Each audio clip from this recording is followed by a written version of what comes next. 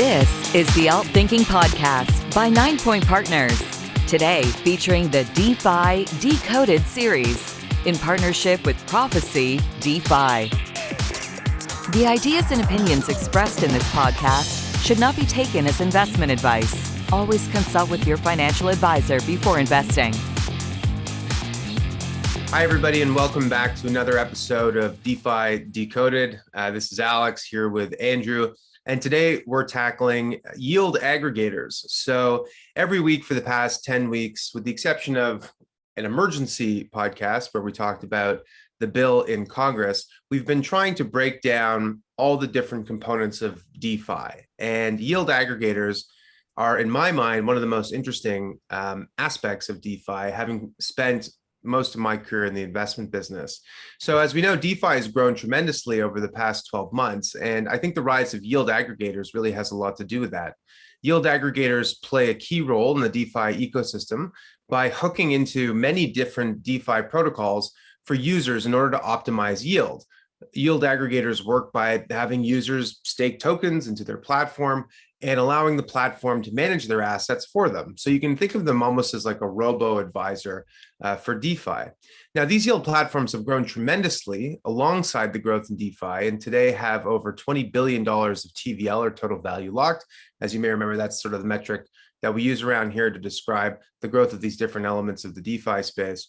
And on this episode, Andrew and I are going to really dig into this boom and discuss how they've helped to accelerate the DeFi ecosystem, but also to discuss what they might mean for the future of the investment business. Today, yield aggregators are primarily hunting for yield because lending, as we've discussed, is a big part of the DeFi growth. But in the future, we think potentially it could encompass a lot of other different kinds of investment products and services. So with that, let's kick things off. So Andrew, when did you first hear about yield aggregators? Was this something that came later in the DeFi growth, or was this something that was there from the beginning?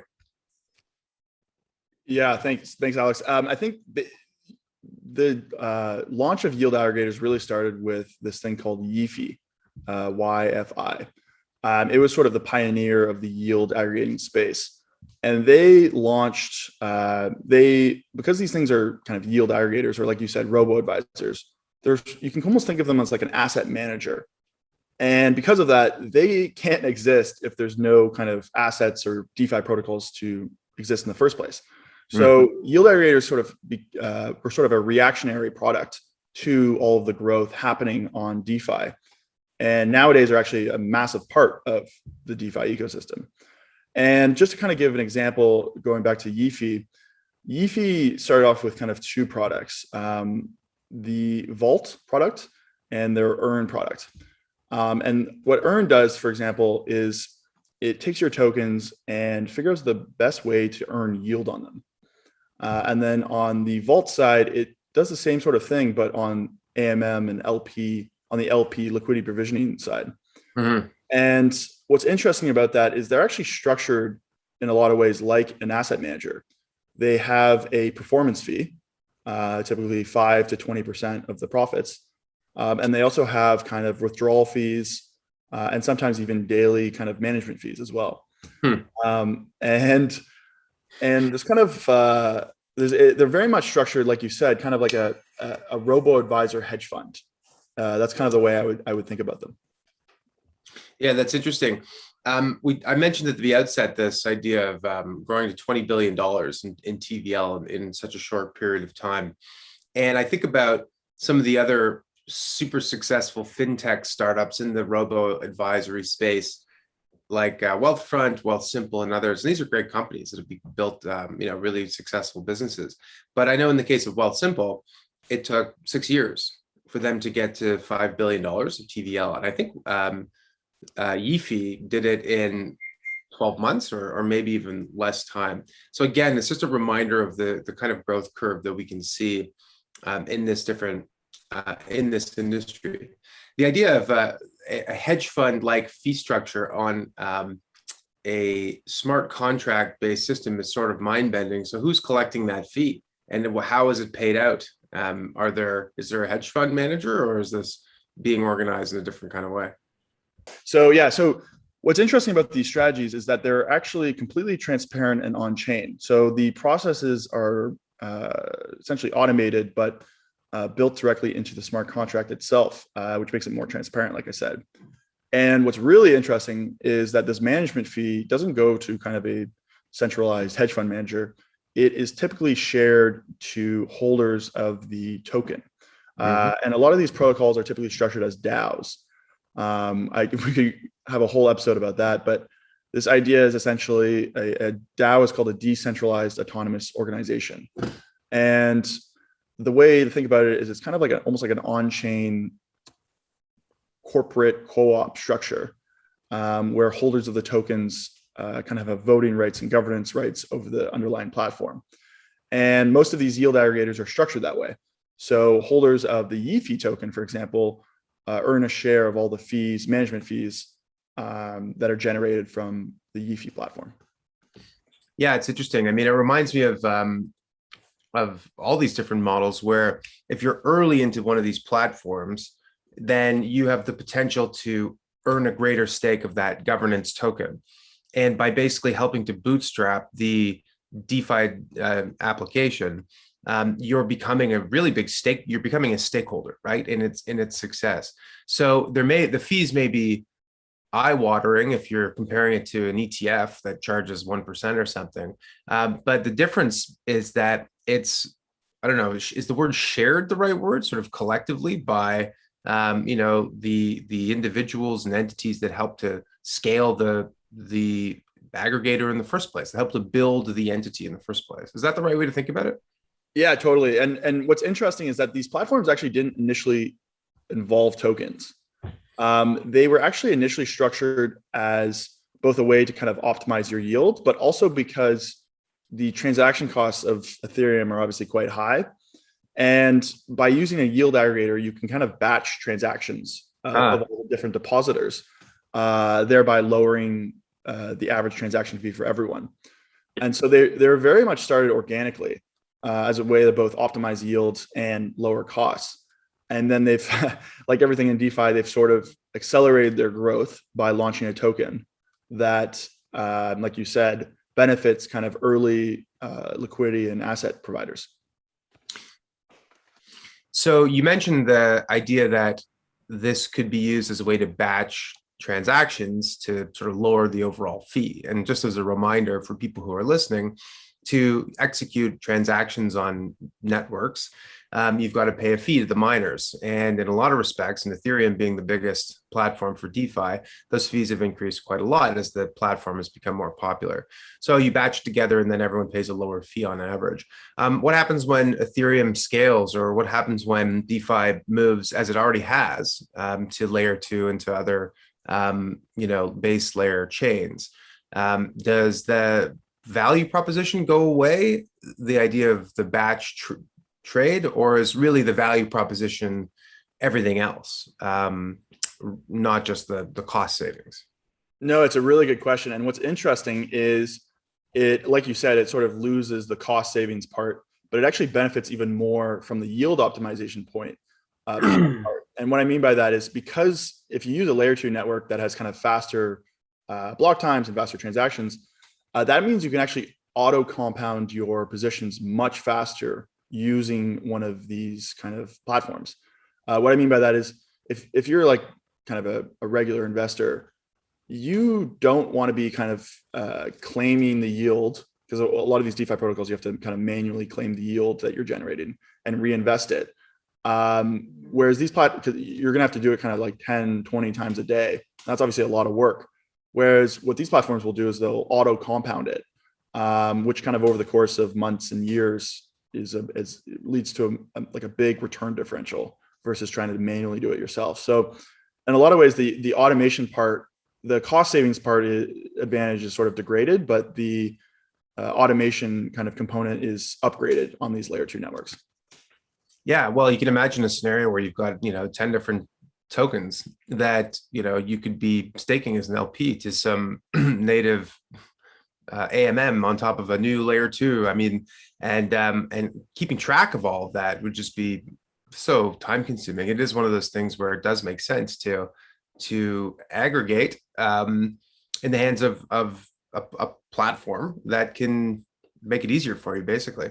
So at the outset, I talked about yield aggregators, and that's because I think the word yield is sort of loosely defined. I mean, you mentioned the difference between vault and earn, and how some of this is being used just to, staking, and then some of it is as LPing.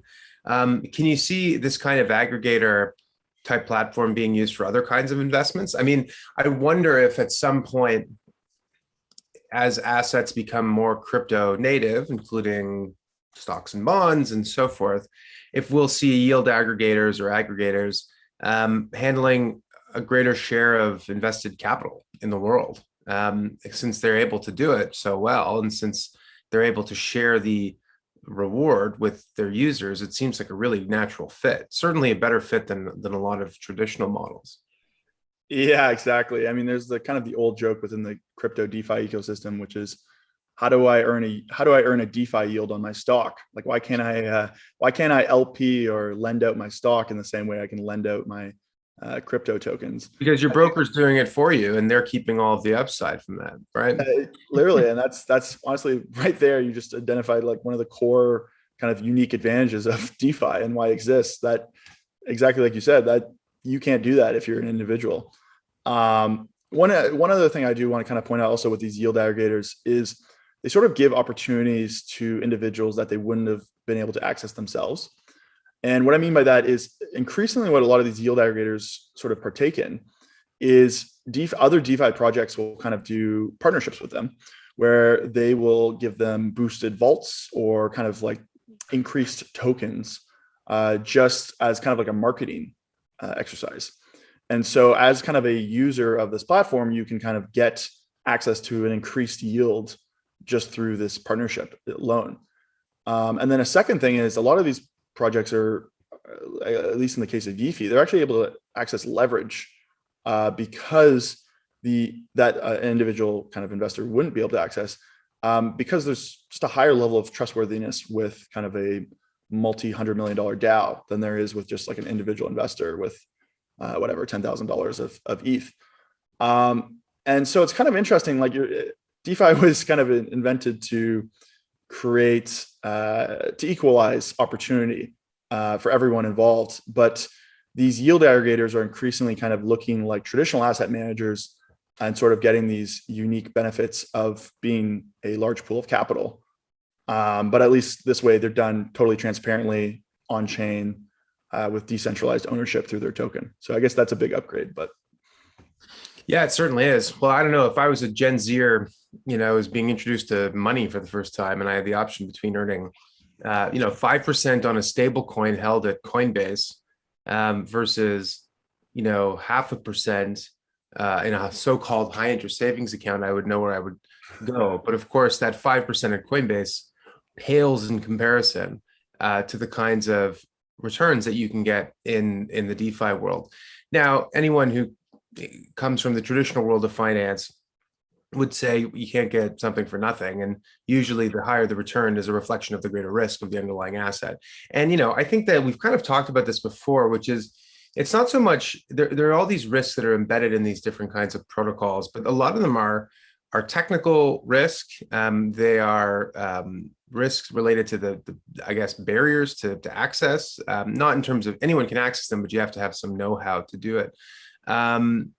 And I wonder what kind of risks you see in yield aggregators. Is it the same kind of risk that we see in other protocols, which is to say, the Lindy effect, the longer it's been around, the safer it is, which is why Bitcoin's super secure. We like to think of it as digital gold, but maybe the newest, hottest thing is not. Is that the only thing that we should be thinking about? No, you hit the nail on the head there with in terms of the extra risk. Like, why do you get this extra reward with yield aggregators? And the core thing is that you're adding on another layer of protocol risk, which is kind of like adding another layer of counterparty risk in the traditional financial system. Because now your tokens are both exposed to kind of the risk of the individual DeFi protocols, but also the smart contract risk of the yield aggregator itself. So you're compounding the risks, which is obviously an issue and kind of leads to more. I mean, there's a higher risk, which therefore sort of is rewarded with a higher reward. But Yes, you're totally correct. You are kind of compounding risk by investing in yield aggregators. Yeah. Well, I mean, protocol risk is one of those things that to me just strikes as an implementation challenge, right? You look at all the reasons why DeFi and as a subcategory, yield aggregators might reach some sort of ceiling or why they may not continue to grow. And you have to ask yourself, is it, a reason that it's a bad idea, or is it just an implementation challenge? And I think a lot of this is just implementation challenges. We don't really talk about protocol risk as it relates to Bitcoin and other projects that have been around for longer. And I think as time goes on, that will be true of DeFi. The longer they are around, the bigger the bounty, the higher the upside to secure them. And that's going to help to reinforce these things into the future.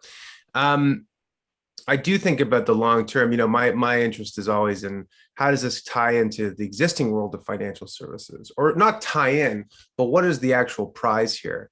And the value of invested assets in stocks and bonds is not in the tens of billions or the hundreds of billions. It's in the tens of trillions of dollars, and that is quite a prize. And I think honestly, if people had the choice between investing in a zero fee ETF, knowing that high frequency traders are, buying trading data and the firm is lending out stock and earning a yield, and an alternative where maybe there were fees, but those fees were being paid in part back to them, and the value of lending out the shares was being accrued by the people who actually own those shares. Well, I can see a lot of people choosing the latter, and I just wonder if why not own a S&P 500 ETF that instead of paying you 2.5% pays you 7% because there's a 3.5%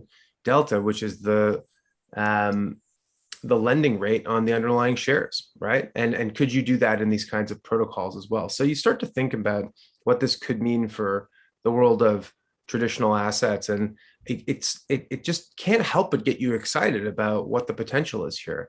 Do you agree? Yeah, 100%. And I think just to kind of add on to what you said, what's so interesting about yield aggregators, that like one of the aspects that is really interesting to me is sort of like you said, it's kind of the equivalent of like an asset manager or robo-advisor in the traditional market, but it's also more because it spans across all of these different DeFi protocols in terms of strategies that weren't previously accessible to kind of retail. Good example is liquidity provisioning. So it's kind of like a robo-advisor on steroids, because obviously a robo-advisor kind of just takes a very kind of traditional like equity bond allocation and just kind of invests in the underlying assets, whereas yield aggregators kind of perform these complex types of activity that brokers only had access to, or kind of hedge funds had access to. So you actually get to kind of, as a normal everyday investor, you actually get to access the kind of alpha of these complex strategies on an even playing field as everyone else. Mm-hmm. And I think that's what's so interesting about the yield aggregators. And I also just think it's very cool because it's kind of a layer 2 on top of DeFi, in the sense that these protocols are built, only can exist because the fundamental building blocks of lending and AMMs exist, which I also find very interesting. So what do you call a layer 2 on top of DeFi built on a layer 2? Yeah, so DeFi sandwich served on layer 2 bread. Yeah, some people have different names. I haven't had lunch. Maybe that's why I've got food on the brain. Anyway, maybe that's a good reason to end, or maybe we should just cut that last segment out. It didn't really make much sense. But thank you everyone for joining today. And obviously this is, the first of many podcasts to come where we're going to dig into yield aggregators. I think we should probably try and get one of these people on that have built one of these protocols to tell us a little bit about their story as well. So as I think we've said before in the past, we will be transitioning soon into a format where from time to time we'll be interviewing people who have actually built protocols in this space. Kind of did that with Andrew last week, honestly, around prediction markets and derivatives.